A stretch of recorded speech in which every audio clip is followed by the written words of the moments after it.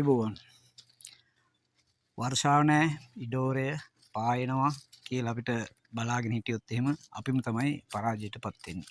ඒ නිසා වැස්ස එනකන් කියලා බලාගෙන ඉන්නේ නැතුව Tamanට වගා කරන්න පුළුවන් ඒවා පහසුවෙන් වගා කර හැකි උපක්‍රම යොදා ගනිමින් වගා කරගන්න එක තමයි කාලෝචිත වෙන්නේ.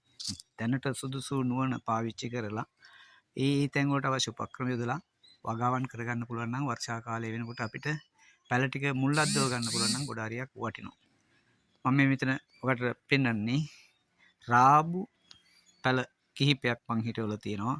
මාර පැයුම දරා ගන්න බැරි උෂ්ණත්වයක් තියෙන්නේ. ඒ වගේ වෙලාවක වුණත් පැල ටිකක් හිටව ගන්න මේ වගේ උපක්‍රමයක් පාවිච්චි කරන්න පුළුවන්. ඒතර පහසුවෙන් හොයාගන්න පුළුවන් දෙයක් තමයි කෙහෙල් කොටන්. ඒවයි පීලි ගලවලා මේ ගානට කපලා අපිට පුළුවන් ලස්සනට පිළිවෙලට ඒ පැලේ නිකන් AC කරා වගේ සම්පූර්ණයෙන්ම කූල් එකේ තියෙන්නේ.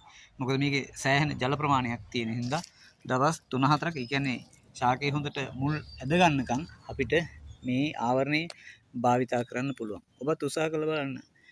උපක්‍රම තියෙනවා අවශ්‍යතාවය තමයි තියෙන්න ඕනේ. මේ උපක්‍රමෙන් පැලේ නොමැරි නිරෝගීව පවත්වා ගන්න හැකියාව තියෙනවා. උත්සාහ කරන්න. කෙහෙල් කොටෙන් ප්‍රයෝජනයක් ගන්න මේ වගේ වුන්තරම් අපිට දකින්න ලැබෙනවා කට්ටිය කරනවා. ඔබත් උත්සාහ කරන්න. කියන්නේ වැස්ස එනකන් ඉන්නේ නැතුව වහින්න කලින් අපි ඒවා සූදානම් කරලා තිබුණොත් වැස්සට මේවා ඉක්මනට ගොඩ ගන්න හැකියාව තියෙනවා. ස්තුතියි ඔබත් කරලා බලන්න.